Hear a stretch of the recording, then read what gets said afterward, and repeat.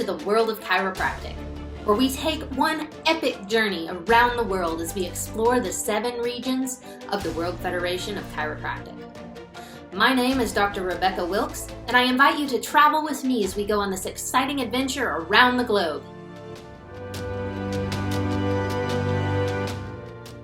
Well, it's my pleasure to introduce Dr. Shawn Thistle. Shawn is the owner of RRS Education and is an authority on knowledge translation. So Shawn, thank you so much and welcome to the world of chiropractic.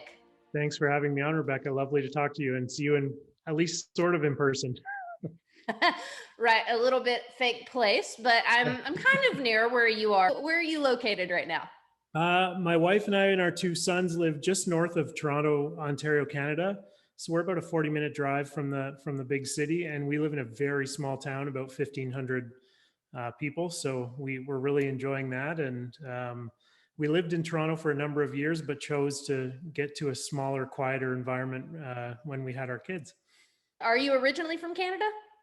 I am. I was born in Stratford, Ontario, so about an hour and a half west of Toronto. So born and raised in Ontario. So you're founder and CEO of RRS Education. Tell us a little bit about RRS Education. So I started RRS Education in 2006, and we currently have sort of 3 branches to the company. So the way I started it was with a weekly subscription-based service where we review research for practicing chiropractors and help them integrate it into their patient care. And eventually we started offering online courses. And then soon after that, I started offering in-person seminars as well. So the 3rd branch involves in-person events. I know that's kind of a foreign concept after COVID, but we'll get back to it when we can. But there are full-day events where I provide nice breakfast and lunch with wine or beer.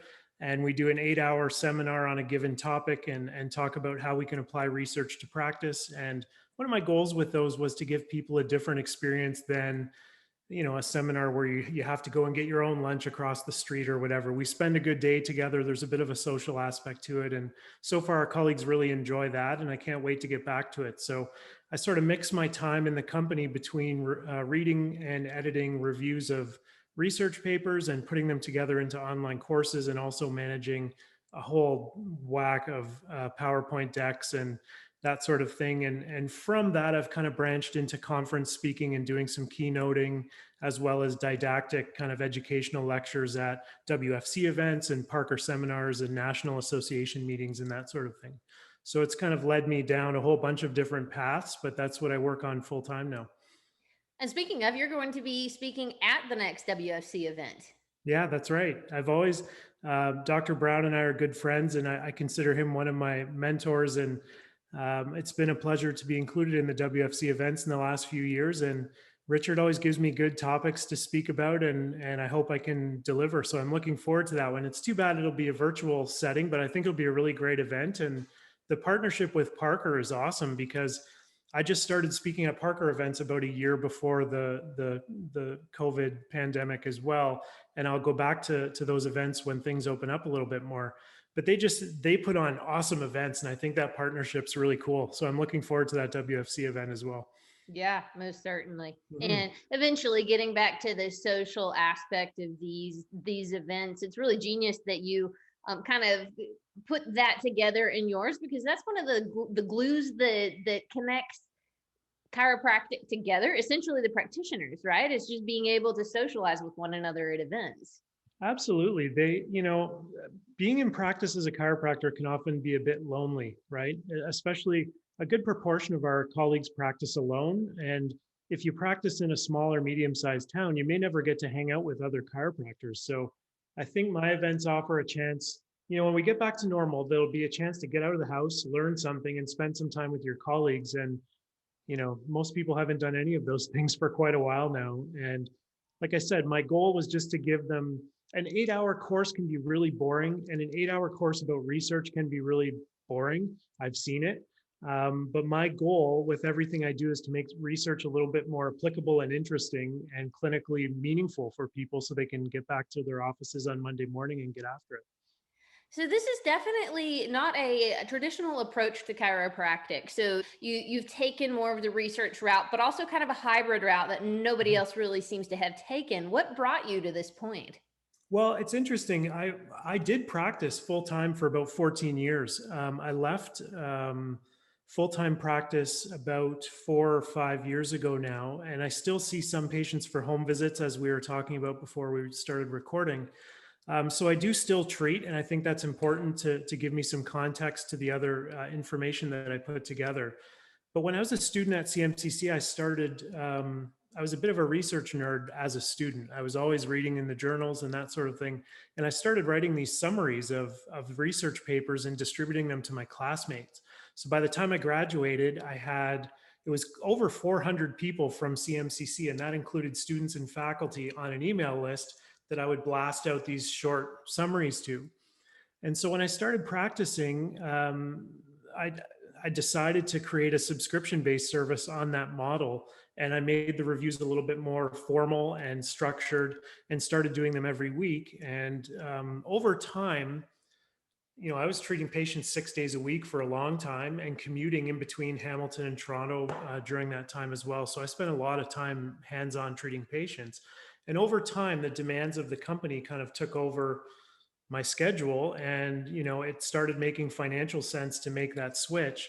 And the good thing is I can always go back to practice full time if I need to, and I do miss parts of it, but I really think I'm in the right position for our profession. I've always thought we need a go between between the researchers and practicing clinicians. And I'm not a researcher. I don't have a master's or a PhD, but I have a broad history of reading and integrating and analyzing research in all topics and aspects of our profession and putting it into digestible bits that our colleagues can use in practice. So, I've had, when I'm at academic conferences, I get offers from a lot of the researchers like, why don't you come and do a PhD with me? You'd be so good at it. And I find that humbling that they think that, but I think I'm good where I am. And I've never really had much of a desire to be an actual researcher. I very much respect what they do, but I think the go between in that middle position is tremendously important in our profession and in other professions. Yeah, kind of translating it into practicality, essentially. Yeah, I was into knowledge transfer before it was cool. That's the way I like to think of it. There are master's and PhD programs in this topic now that weren't in existence 10 years ago, but it's a tremendously important thing to do in a medical profession and in other professions. And it's certainly not a burden that's unique to chiropractic. Like any profession that has a body of literature coming out has some degree of responsibility for their practitioners to stay current with it. And I'm one of the mechanisms in our profession for people to get that information. So I'm happy where I am, and I like the mix of things I do. I also do a bit of teaching at CMCC and some medical legal consulting, and now I'm fortunate to be asked to sit on some committees and boards and things as well within the profession. So I'm involved in a bunch of different aspects of our profession, which I find really interesting. Being part of CMCC, Canadian Mhm. Memorial Chiropractic College, you're part of the Orthopedics Department. What do you instruct? So I started when I first graduated. I was asked to stay on faculty because my nerdy reputation preceded me with the administration and the faculty there. So I started off doing small group instruction, there are small group sessions in most chiropractic programs, of course. So I started off in the clinical education department, going through cases and differential diagnosis and applying evidence to the treatment plan and that sort of thing. And a few years after, I was asked to do some guest lecturing in the orthopedics course for the first years. So I'm not at CMCC a lot. I think I lecture about 10 or 12 hours there a year. Most of it is to the first year class. I see the second year class a couple of times, and then I do some guest lectures for the third years every year as well. So I sort of see them at little junctures all the way through.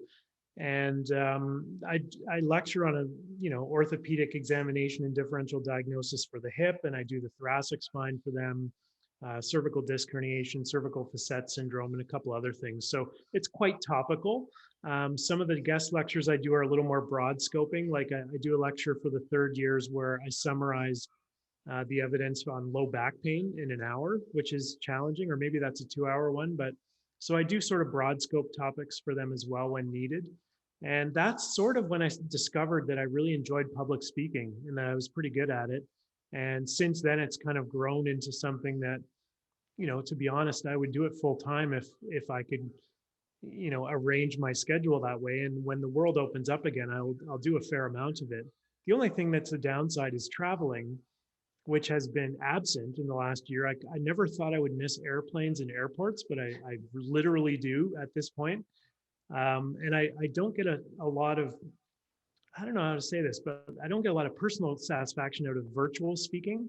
Like talking to you is different. That's a conversation. It's more interesting. But giving a virtual lecture where I'm speaking at my computer and I can't see anyone's face on the other side is not gratifying at all. So I can't wait to get back out and speak to people in person. Yeah, I can empathize. I hosted TV on cruise ships for years, and having that audience and the energy that you feel back from that audience, it just really guides the way you present.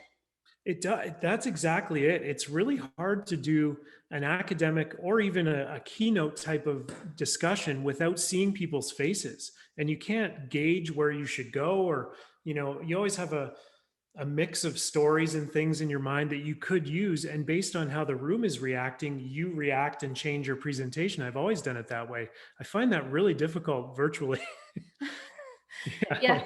Yeah, exactly. And then it also makes it to where the person who's viewing it, they're able to multitask. So it's like they're halfway listening, maybe, or, so you have no Yeah. idea what's going on the other end of things. I know. I guess I didn't realize how much I enjoyed the personal aspect of speaking until it was removed, and I always did a bit of a mix of virtual, but I did far more in person. And now that it's been virtual for a year and a half, I'm definitely ready to see some faces. I could imagine. The genius about what you do, not only in talking in person, right, but also the synopsis of the research is that the amount of time that it took for actual research to get into clinical practice, and that was 17 years. And Mhm. so, and that makes your position very, very integral. Yeah, it's something that clinicians have to, I understand the clinician's point of view here because it's easy. And lots of people probably who graduated and get into practice and they get busy with, the business aspect, and they get busy with family and children and everything else. And it's easy to let knowledge transfer kind of fall by the wayside, but it's part of our responsibility as contemporary healthcare providers that work in multidisciplinary environments in particular to stay current on what's happening, not only in our own literature, but in a broad spectrum, what's happening in the healthcare literature as well. So to me, it's always been critically important. And I don't know if anybody's, created the magic pill for knowledge transfer yet. It's always kind of a challenge to figure out what clinicians want to see, or what type of information they interact the best with in terms of taking research and putting it into practice. And, most clinicians really struggle with it. And I think that's okay. It's first of all to admit it, and second of all to seek help with it. And that's what I can offer and others can offer too. So it's just part of your day-to-day responsibility as a clinician to dedicate some time, whether it be weekly, monthly, or going to conferences and that sort of thing, to update yourself as you go and be willing to change your practices. I think that's, even since I graduated in 2004, things change. And I think that's hard for people to recognize sometimes. And again, that's not a problem that's unique to chiropractic at all. Right. And speaking of research, you're also involved with the CCRF, or the Canadian Chiropractic Research Foundation. What is that? Tell us about it. So the Canadian Chiropractic Research Foundation is one of the pioneering organizations in the Canadian research landscape. So most people are familiar with Dr. Greg Kotchuk at the University of Alberta and Dr. Mark Irwin's work on discs and some of the other researchers in Canada. But a lot of them were placed in major Canadian universities in research chair positions via the CCRF back in the day. Like this Canadian research chair program put us on par with the Danes, for example, in terms of research output globally. And the Danes certainly deserve their recognition there at NIKKB and University of Southern Denmark and so on. But the Canadian chiropractic research landscape was very much built by the CCRF. And it was a brilliant idea to place chiropractic researchers in major Canadian universities in funded chair positions to start the intercollaboration among other researchers in different professions. and to establish longstanding collaborations there.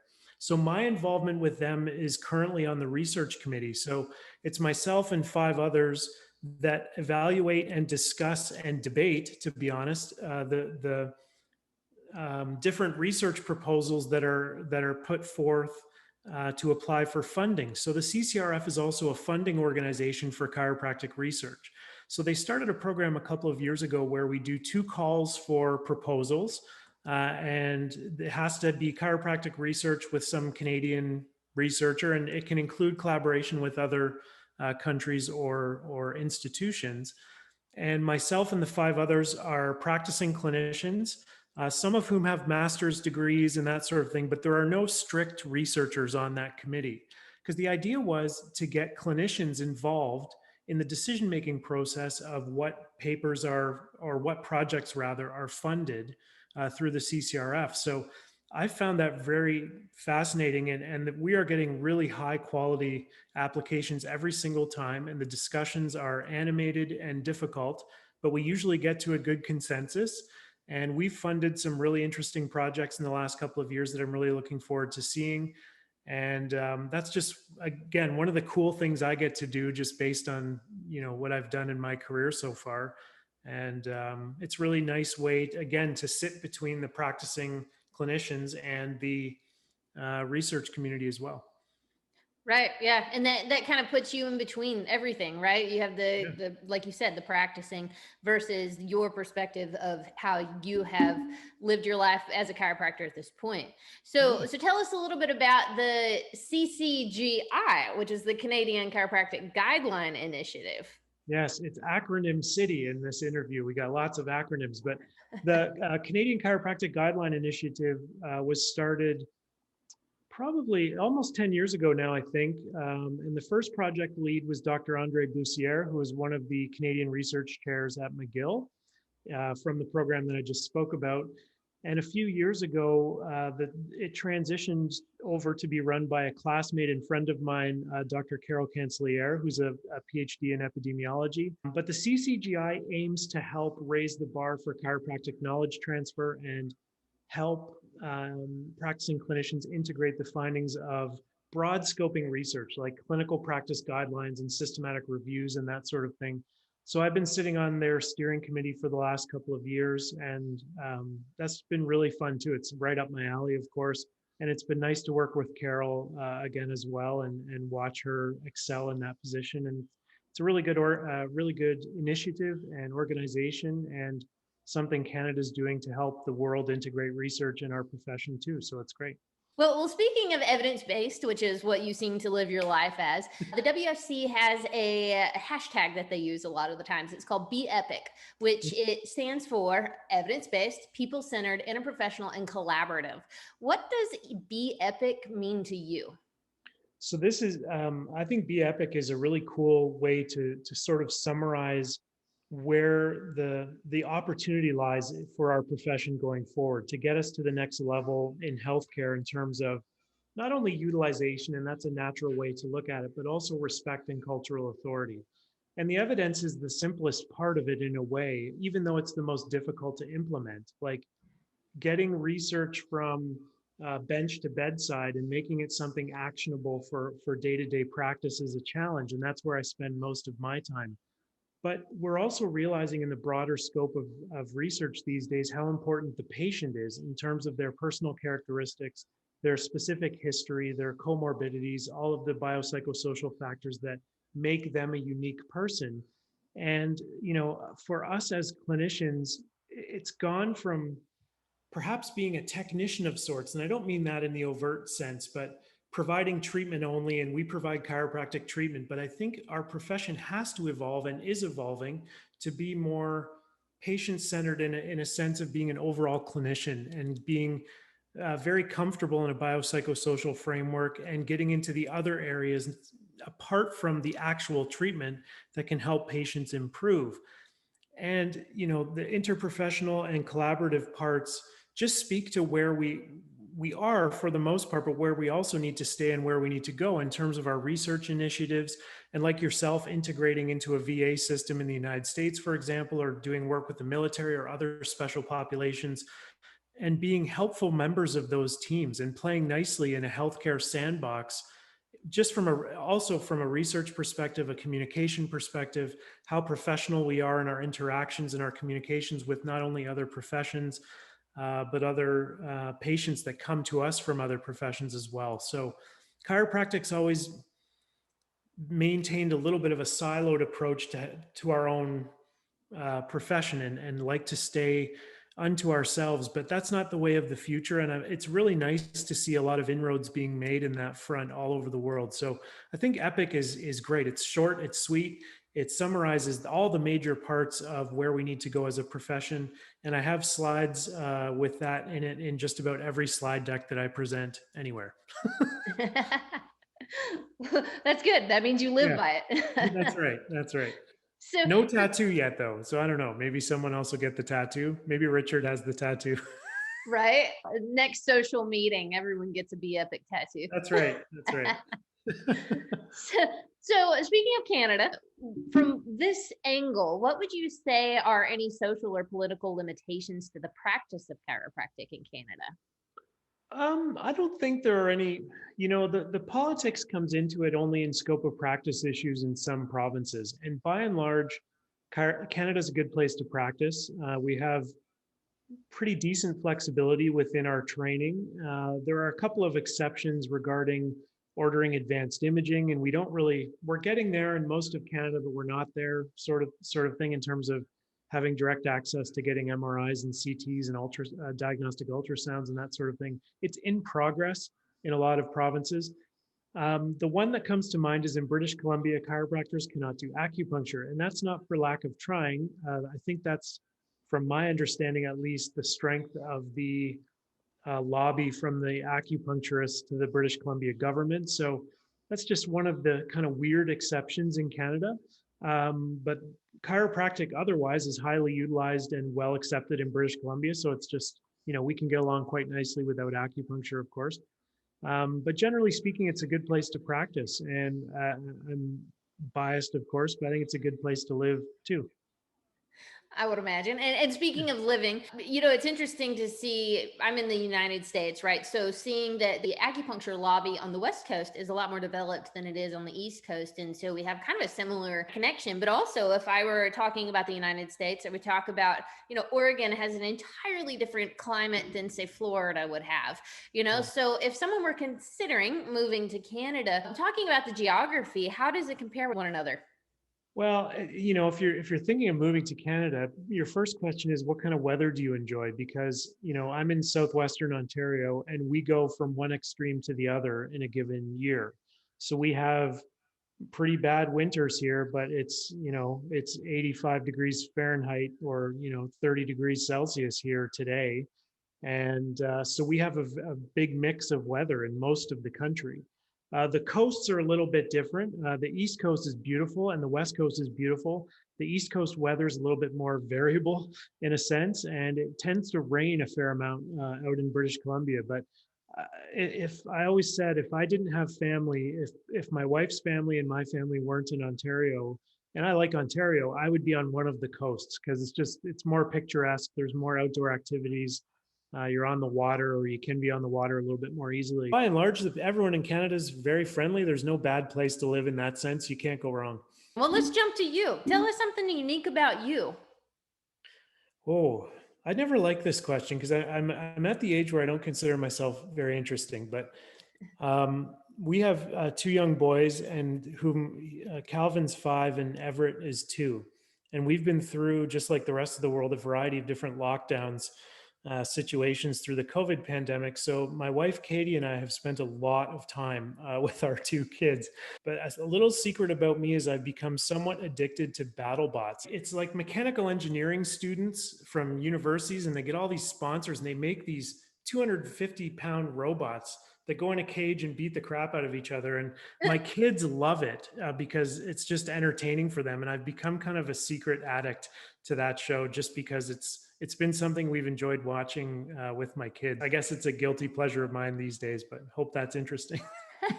You might turn some people on to these BattleBots. Yeah, I know they have competitions like that on TV in the United Kingdom and some other countries, but It's an American show, and it's like it's funny to watch what happens to these things because they're flying up in the air and smashing into each other, and they're gigantic, heavy things. It's the scale of it is just hilarious. And if you have kids, they just love it. Especially, my boys just dig, destruction and things smashing into each other. So, if you were to look back on your career and just kind of think about things leading up until now that you wish that you would have known, or that you could impart to either students or recent graduates today, could you think of anything to give a message to them? That's a good question. I think the piece of advice I've given more than any other piece of advice to young practitioners over the years, and because I teach at CMCC, and I think I get this request a lot because I do have a varied career, like I do different things, and I think the students find that a bit interesting. So often students ask to like have a call like this with me or coffee when we can see each other in person. I always do that because I think it's good for us to mentor and bring along the younger practitioners. But one thing that I think a lot of chiropractic graduates mistakenly think is that building a practice can be done quickly and easily.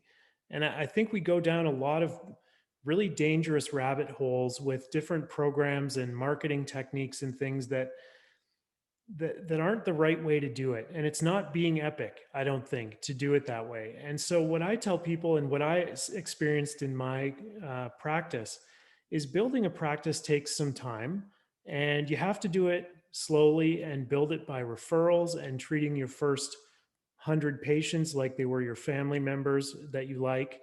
um, and building it up that way organically versus making fancy ads on Facebook or whatever. I just think there's a pathway to a successful, happy practice that most people are unwilling to take because it's the hard way. And I think any practitioner that's been successful in their career, for the most part, will tell you that it's a bit of a build and it's a good amount of work, but it's worth it in the end. And I think we have a bit of an impatient society these days that wants to get to the successful, not only financially, but just the booked up solid kind of thing and a X number of new patients in a week or what have you. But I think in a lot of ways, the techniques some people use to get there pollute what they are as clinicians and what they are as people.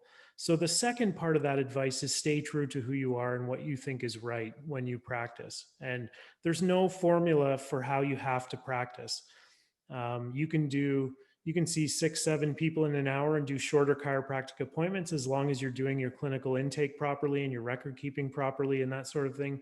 Or like me, I did 30-minute or 60-minute appointments and did a lot of soft tissue work, full body things, acupuncture, exercise.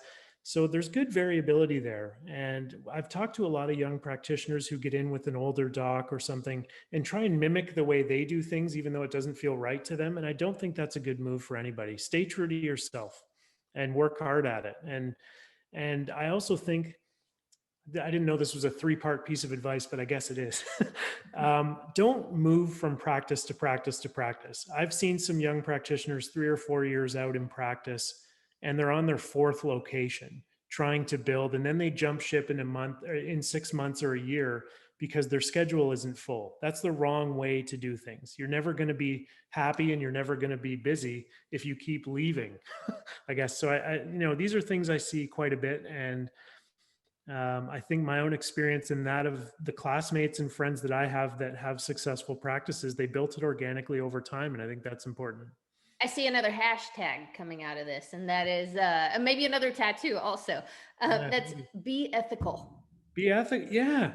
I mean, what the evidence and common sense tells us that being a caring clinician is mostly about being a good person and being a good listener and having some empathy and staying current on what we know as a profession and caring about your patients. And traditionally, where chiropractic has gone wrong is that we become more doctor centered than patient centered. And I think we really have to turn our focus on what's best for the patient at all times. And I think that's the way forward. Well, Dr. Thistle, thank you so much for imparting your unique perspective to us today, for sharing your experiences, getting a few people hooked on BattleBots. Thank you for Maybe. donating your time. Oh, thanks for inviting me, and wish everyone to stay safe out there. If you have any questions about anything I do or need to reach me, email's the quickest, fastest way. And I look forward to seeing everybody in person somewhere as soon as we can. That's like the synopsis of the world now. I look forward to seeing someone somewhere at some point, if we can, whenever. Sometime, what I think.